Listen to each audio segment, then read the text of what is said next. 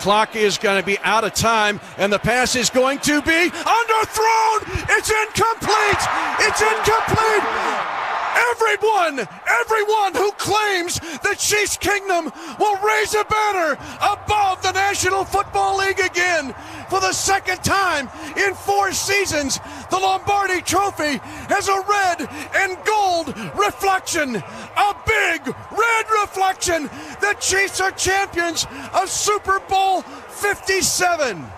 Hour number 3 continues on Ramon, Kayla, and Will, powered by all 4 Seasons Garage Doors. Ramon Foster, Kayla Anderson, and Will Bowling with you, joined on the phone lines by a Super Bowl champion, a Vol for life, Trey Smith, who joins us on the show this morning. Trey, congrats, first of all, man. How does that feel listening back to that call right there? Yeah, man, good morning, bro. Oh, dude, getting goosebumps and chills just listening to it, bro. I mean, what a crazy moment, what a crazy time. Just blessed and thankful to be able to have now. So, Trey, I know your quarterback got to go to Disneyland in the 48 hours after winning the Super Bowl. What has Trey Smith been able to do? Anything big in the last 48 hours as this thing kind of sets in a little bit? Man, nothing too crazy. Just spent a lot of time with family and teammates. Really calling people back home, man. Just really talking about what happened. Man, Trey, congratulations, man. Right before the parade kicks off, do you understand what you're about to go into today? Nah, I've been talking to people. Just the sheer amount of people are going to be there. I think they canceled school around here and a lot of different events, so it's about to be crazy, man. Yeah. Can't wait to see the kingdom in full effect. That's going to be cool. Another question, man, on the light side. Like, are you tossing brews into the crowd? Do you have a champagne bottle? Are you going J.R. Smith? like Trey, come on, man. You're a very reserved dude, but this is a world championship, man. Go J.R. Smith. Man, we're cutting loose up there, man. The entire time, shotgunning, whatever, man, throwing everything, man.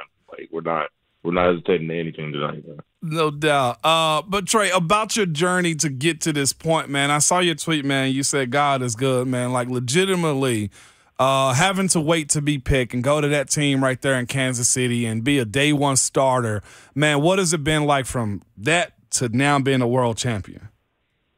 Man, it's pretty unbelievable. It's unreal. We're looking about almost like 4 years ago, man, at Tennessee being told you probably shouldn't play anymore at a certain point. So from going to, your football career is over, and then all of a sudden you wake up, you play, you get drafted, and you win a Super Bowl. I mean, it's surreal. It's nothing about anybody else but God at the end of the day that really brought me through it. So, like I said, man, it's a sheer blessing, man. I'm in this position, and, I'm super thankful for it, man. You guys have been very boastful, as you should be, after playing in that game. 0 sacks. I saw Orlando Brown Jr. say it. What did that? Put it on a T-shirt. Put it on a T-shirt. Put it on a T-shirt. Straight up. I'm buying 2 of them, okay? With that being said, what does it feel like? Because that wasn't an easy defense to play up against. And I saw Creed posting out, man, do you like Gore? Like, y'all, what was the mindset for a young group? Because y'all are still young to play against such a good defensive front like that. Yeah, when they brought us together as offensive line, obviously you have one of the best, if not the best quarterback in the league, our MVP, Pat. And, at the end of the day, we want to keep him protected. We want to be an efficient offense. We want to run well. But, we also want to set the tone every time we're out there, man. We want to be the bully, We want to set that tone from the first play to the last one. And we knew coming into this game with the Eagles D-line, very talented front, but they weren't really used to having to keep up with people. They usually play with a lead, and they're able to just pin their ears back, get a good pass rush going. But if you took the fight to them, you confronted them, they weren't used to that. So at the end of the day, a great defensive front, hats off to that organization. But we came to play, we came to fight at the end of the day. Trey, I know you take a lot of pride being an O-lineman. Believe me, I am in this room with Ramon Foster every single morning. He lets me know what you guys are like. But just protecting a guy like Patrick Mahomes that we all know how special he is. And then you see him kind of re-injure that ankle again in the game. And he gave a shout out to y'all so many times at the end of the game saying, we went in and I depended on my O-line to step it up, and you did. Like, just how much respect and what is it like to play in front of a guy like that? Yeah, just the fact that he's giving a shout-out to the end of the game, it's classic Pat, man. Always trying to give some credit due to other people. playing in front of him is nerve-wracking because you obviously don't want to get him hit. You don't want to get him touched, man. You want to let him do what he does at a high level. But ultimately, man, it's a tremendous amount of pride in protecting him. When he compliments us in our game, that's huge. At the end of the day, we take a tremendous amount of pride, making sure 15's upright and he can do his job well. And it's not an easy task. So you have a lot of young guys on this team. You're one of them. And another thing Mahomes said was, I'm actually really excited to see these younger guys celebrate. I got to give a shout out to Mike Coog, Jalen Watson, go Cougs. I know he's a great teammate as a rookie, celebrating that with you guys in this championship. Like, what does it mean for so many of these young guys too? And what has it been like in that locker room just after the game celebrating? Yeah, I mean, it's been crazy. You look across the board of our team, we have a lot of young players at crucial positions. And, our secondary this year, you mentioned Jalen Watson. I mean, what a phenomenal job they did in the game. Not only the Super Bowl, but the AFC Championship as well. But, man, I'm in year 2. A lot of year 1 guys, just talking like Trent McDuffie, dudes like that. Mm-hmm. I mean, telling them, man, you won the Super Bowl in your first year. Like, that's crazy. You just got into the league and you hit a goal that a lot of guys aren't never even hit in their career. So for us, man, we're celebrating like there's no tomorrow. Honestly, can't wait to get down there, man. It's going to be crazy. Is it going to be cold? Like 40-something. Okay. We're used to that down here, though. Yeah. So it ain't going to be too bad. Yeah. VFL Trey Smith, our guest this morning on Ramon, Kayla, and Will. Trey, talking about what you guys were able to do specifically in the second half. I don't know if you know this, but the only negative yardage plays that you guys had in the run game in the second half were the kneel downs, getting ready for Harrison Butker's field goal. How much pride do you take in not only being such a good pass-blocking offensive line, but in paving the way in the run game, too? Because everybody obviously talks about Mahomes in the pass game. You guys are paving the way in both phases there.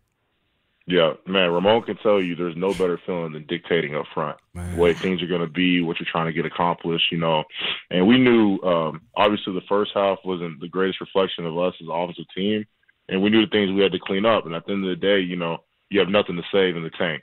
You have 2 more quarters, and that's it. That's the rest of the season. That's for the championship. So we were just really dialed and locked in, man. We wanted that, Super Bowl trophy. We wanted to lift the Lombardi at the end of the day. And we knew, at this point, all we can do is focus, keep your head down, and just keep grinding, man. And something good was going to happen. I think going into the final parts of the game as well, I mean, it's just sort of indicative of our coaching, man. Like, just a great coaching job they did this week in terms of preparation. And I think everyone was there for the moment. We knew what the moment was there. We just had to go seize it. So, Trey, you obviously get the ultimate prize of the NFL. You get a Super Bowl ring. You've also probably been able to gloat about a lot of Tennessee Volunteer wins this past season with the win that the Vols had. And speaking of other things that Ramon often does on this show, me and him both being VFLs, Kayla's got to put up with a lot of Tennessee bias sometimes in this room. How much fun have you had just watching those guys, watching that program that Josh Heupel's already built? And have you won any bets in that locker room over Tennessee games this past year? Ooh. Man, hey, it has been an absolute joy and pleasure. Being able to talk my trash every week, walking in there, rolling in there has been great. A lot of bets won this year. We didn't have any Alabama guys on our team, so they're lucky about that because I would have let them hear it. Would have made tons of bets on that. But I tell you the one that was really good. I got a Clemson, Tennessee, won our bowl game. Yeah. Cornell Powell, Justin Rock, them boys were sick. I was telling them Cornell, we got in together last year, and I was telling them, man, when our teams see each other, don't be surprised because you guys play a little cupcake schedule, you get beat by us, all right? I told them that last year. So then all of a sudden, here we go. We're playing the bowl game, talking smack off rip. I'm letting them have it. He's letting me have it. And then whenever they lost, crickets, man. Wouldn't even pick up the FaceTime. But don't worry, I had something for him, man. I had some pants on 151C for him, man. I gave him some Tennessee gear, him and Justin Rock. I didn't post them online just because I harassed them enough in the comments. So it was a ton of fun. I was petty. I kept my receipts, man. Yeah. Look at you. Did you teach him that, Ramon, keeping those receipts? We're both West Tennessee kids, man. I mean, legitimately, this is what we do, man. We call it Best Tennessee. Ain't that right, Trey? You're right, man. With that being said, though, man, the Vols again, like you said, where does it? I know your career was somewhat like mine, and some wins, some losses, some big, some small losses. Like, where are you at now? What's Tennessee moving forward? Yeah, man. just really excited about him, bro. Like, I can't wait to watch him. You know, one thing that's really exciting to me is just like the guys are coming out for the draft. A guy like Darnell Wright right now, Jerome Carvin, you know, guys that I played with in the old line room, and just really seeing them succeed, man. Like seeing where Hendon, Hyatt, Tillman, where they all end up at. So for me, man, it's really been a blast to watch. Seeing my teammates succeed on the field, getting big time wins, you know, winning the Orange Bowl like they did. You know, because a lot of those guys when they were down there where we didn't have the greatest moments, then ending and capping off their career with those moments, man, it made it worth watching. Are you you're probably going to make it to the orange and white game if available. Are they going to allow you to bring the sticky Lombardi with you too? I don't know. I might be on a wait list, man, with Chris Jones and all them. You know, I might fall a little lower in the list, but no, man, I can't wait to pull back up at some point. Also, this real quick too, man. Just speaking of, because this Titan situations, and similar to where y'all was, where you got to draft young. You and Creed being together, man, a left-handed center. What has y'all relationship been like to grow together, to come in together? One being a high round guy, you being a 6th round in the sense of, but like getting a lot of respect and kind of growing together with Wiley next to you and the free agent soon with Orlando Brown Jr., Zeus, man. Like what, and Thony, I can't forget him too. What has that been like for you guys to kind of grow up? What did they tell you last year going into this year, Trey? Because I'm trying to give understanding of how you build an O-line, and you are actually in the build of one. Yep. You know, man, when we first got there, it's just a lot of, you know, filling each other out in a way. You don't really know the personalities, what make each other tick, and, you know, going through that first training camp, you know, grinding there, going through the season.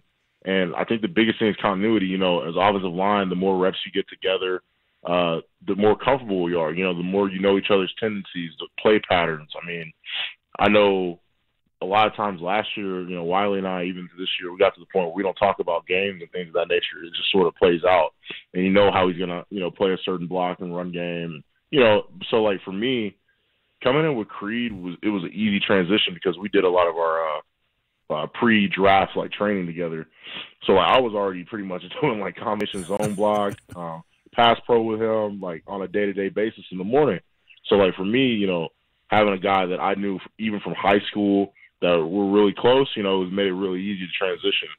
And, you know, just for the O-line and as a whole, I think, like, we got so close this year. But once again, it's a continuity thing, like, you know, being together for over a year, you know, the coaching points, the things that make the plays go. And, like, you just have that feel of playing next to your O-line, you know, and playing next to someone you know. Yeah. So, Trey, I do want to ask you this because I think what I love about your story is just you had to grind to get to where you are. You had to overcome so much adversity, which those stories are not just stories, like it makes a person. So when you look back at some of the things you've been through and you're still so young in your career, but to now be able to hold that Lombardi trophy, and can you look back at those things and say, oh, you know, this was why it was the plan? Yeah. That's probably, like, the craziest part about it all is just like, okay, when you're going through these dark and tough times and, you know, it seems like everything's going wrong, it's like, okay, there's a greater purpose. You know, God still has a plan for me. One of the things I always stuck my head on was Jeremiah 29:11, you know, just thinking about that verse even before the game, just understanding, you know, God's got a plan for me. You know, he's not going to harm me. So at the end of the day, just trusting with his plan. I mean, there were a lot of times I was frustrated not getting drafted in certain places, you know, certain places. Yep. Tennessee. And now it's just like, man, it makes sense now. You know, this is why I'm here. Mm-hmm. You know, I'm a 2-year starter. I got a Lombardi trophy, and I'm blessed to be here, you know? That's phenomenal, Trey. I got to ask you a petty one because it's gone kind of viral, Trey. And you know me, right? Out. Like, I'm going to throw it out there, okay? I've played with Juju, okay? Like, how are you taking his phone before the parade, dog? Because he's kind of lit it on fire because he said somebody likes to hold you on Valentine's Day. Where are we at with that one, Trey? Because I know you saw it. Yeah, no, I saw it, man. Juju's my dog, man. I love Juju. I love the energy he brings, man. It's infectious. But, yeah, man, I saw that one. The thing about Juju, man, he's a master marketer, man. He does a phenomenal job what he does. So, you know, even if it looks like an L, Juju's always winning, baby. So I told you, he's got a plan in it, That's man. Right. Well, Trey, we had Josh Dobbs on earlier in the show. He sends his best. Coming on with us earlier this morning, we were reminiscing on. I remember I was, I think, a year or two ahead of you at Tennessee, and I remember Josh hosting you on your visit, and this just being like the social event of the year at the University of Tennessee before Christmas break. Can you go back and remember the pitch that Josh gave you to help bring you to Tennessee? Yeah, it was a little vague. Yeah. Man, I remember just sitting down with Dobbs. Garantano came up there too, a lot of the old linemen, and pretty much, man, they didn't have to really sell me on Tennessee. You know, just being in that environment. I love being in Neyland Stadium. The game day pageantry that comes with it as well. To me, it just felt right, you know. And I think the coolest thing was just being around Dobbs and just seeing how much love that Knoxville showed him, and how many people he was able to like impact just being there in his presence. So for me, man, that was probably the biggest thing, is just being around him, man. Just seeing how interactions with like students, man, on campus, just anywhere you went, you know, the love shown around the city of Knoxville. I mean, it was unbelievable. Trey, on the way out, man, I know Ramon talks a lot about the guys in other sports, the guys on his team that he still keeps in touch with from his era of being VFLs. We're talking, I mean, there's Lady Vols, there's baseball players, there's kind of all these athletes from really good spots on that campus. You were at Tennessee at a time where there's been a lot of success around your era, around a lot of other sports, around just the community around Tennessee right now. How tight-knit do you feel like your group of VFLs is, going to guys like Dobbs and maybe guys that are finishing up right now? How close do you feel like that community and culture is on Rocky Top right now? I think it's amazing right now. I know when I was there, just like, you know, watching basketball, just supporting them as well, baseball going crazy, you know, the job Coach Vitello's done. You know, it's a really good sense of community, and you know, at Tennessee, it's really just different though. You know, I remember when I was there, just talking to guys like Admiral, Grant Williams. You know, it really is a brotherhood, man. I still keep up with those guys. You know, follow their careers, wish nothing but the best for them. And then even, you know, I'm getting old now in a way, like going back to the football team, man. Not knowing all the faces in there, but you know, the VFL brotherhood, Vol for life, man. Like, it's a long-term thing, man. So even when you walk in there, the respect factor that these guys are following in your shoes, you know, they respect the fact that, hey, this guy's been here and he's on the next level. So it's a beautiful thing to see, and it's a great tradition, man. Real quick, too, you played with a trench monster and Chris Jones, but you also played against one here in Nashville, Jeffrey Simmons. Woo. What was that battle like? Because I tried to warn you, but, of course, you held your own. What is it like, man? Yeah, man, it's a war, man. Jeffrey Simmons is a great player. There's no doubt about that, man. You know, it's fun playing against him because, you know, at the end of the day, as a competitor, you want to play against top talent. Right. And for me, man, it's a great matchup, bro. I mean, you saw how it is. It's been ultra physical 2 years in a row. I mean, at this point, when, you know, I play the Titans, it's sort of, you know, tighten up the helmet. It's going to be real, yeah. You know. But, you know, it's fun, like I said, playing top talent, man, and get out there and get after it. I mean, there's no better feeling in football. No doubt, man. West Tennessee's own, Vol for life, Kansas City Chief, and now Super Bowl champion, Trey Smith, has been our guest. Trey, enjoy everything today, man. Congrats again, and continued health and success down the road. Get to the parade. Man, I appreciate y'all. Thank you. Appreciate you, Trey. Go Vols. Absolutely. There's Trey.